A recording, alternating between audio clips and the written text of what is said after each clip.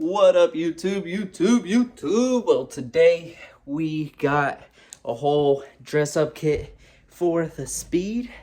I'm just missing one more piece to the whole thing for the engine bay side of things. But yeah, let me pretty much show you what's in the box. So I already opened it for excitement.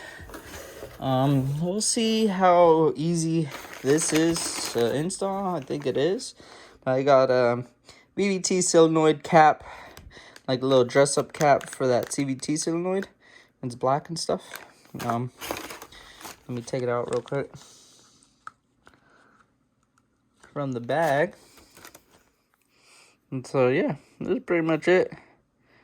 Yeah, it feels nice. And it's just like a little black cap just to put it over the solenoid. It gives you some like little tape for the actual wiring, which is cool. A little extra protection there. So that's kind of cool. So we got that, and then we got the little fuel pump little tray thing as well. And that just goes over the fuel pump. We got that. That's just receipt stuff. Let's see. And then here we got for the coil packs. That's pretty dope. And that's gonna go on like this. So that's gonna go on there. And then this cap is gonna go like this or something like that. Probably like that. And then have that cap there. That's pretty dope.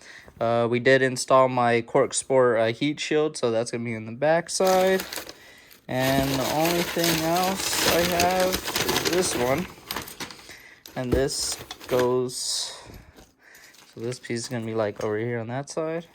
And then we got this that goes up front. Ooh, that's going to look dope, bro. Oh, man.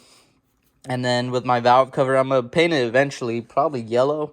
I kind of like the whole black and yellow look in the engine bay. So, yeah, let's install these and go from there. Okay, so we're gonna do the like fuel pump one first. This is kind of how you do it. You get the washer and then this little spacer on the front up here, 2 spacers, and then there's a gasket, as you can see, this right here. So these two go up front up here. Then you connect this, that, and then the gasket.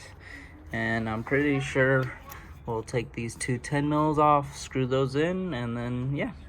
So it's just gonna sit like this. Yeah, I was thinking it was gonna sit like this, but no, that's wrong.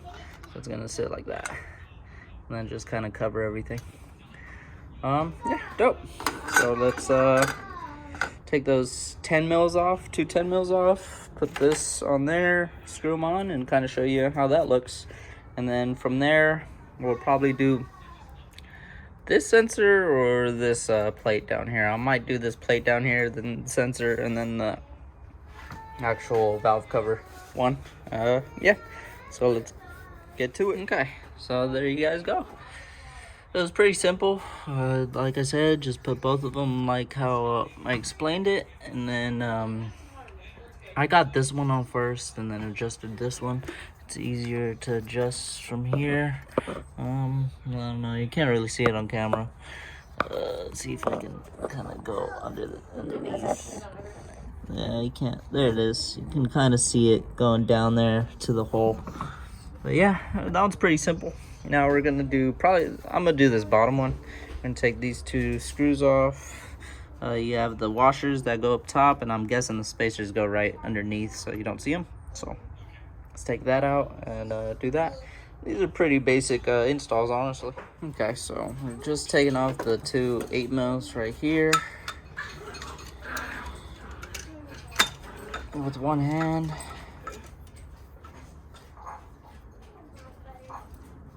And I'm all just putting all the extra stuff in the bag. I don't know if I'm ever gonna need them or not, but I don't know.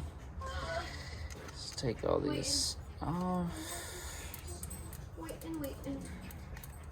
Get the hardware, put it on that, and then it's pretty simple, man. Just taking 2 screws and putting 2 new screws in. Okay. Dude, it's coming along, boys. It's coming along, boys. It's looking good. Time for the little sensor. I was kind of figuring out how to do it because I didn't know. But basically, you're going to unscrew this from the bottom.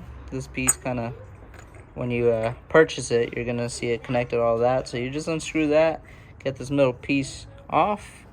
And then you're going to take off the sensor right here. Mine are luckily I only broke the like plastic up here, but not this or the actual thing over here. So yeah, so when you're taking off your sensors, just be careful. Our cars are like what, 8 years old now. So the plastic sucks.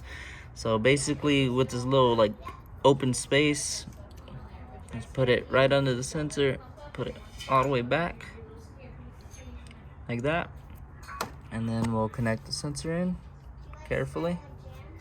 Like I said, these wires are flimsy and stuff, so you just have to be careful with all that. Give it a tug, make sure it's on there, and then you'll put this right over, and it's gonna push these wires down, so you kind of want to squeeze to make them, you don't want this to like cut it or bend it, so you just want to maybe squeeze them downwards a bit, and then you're gonna push this down as far as they can go. There you go.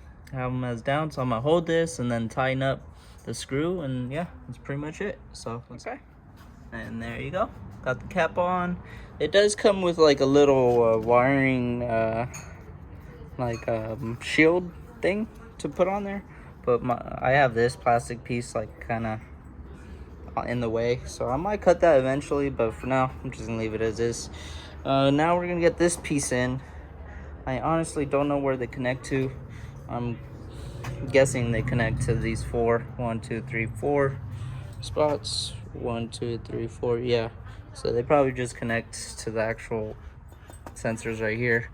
But yeah, let's I'm gonna figure it out and then show y'all. So yeah, I was right. It just goes right there by where the injectors cold packs go. And so yeah, I got them all on. You get the the little spacer, the T-hex, and then the gaskets or whatever.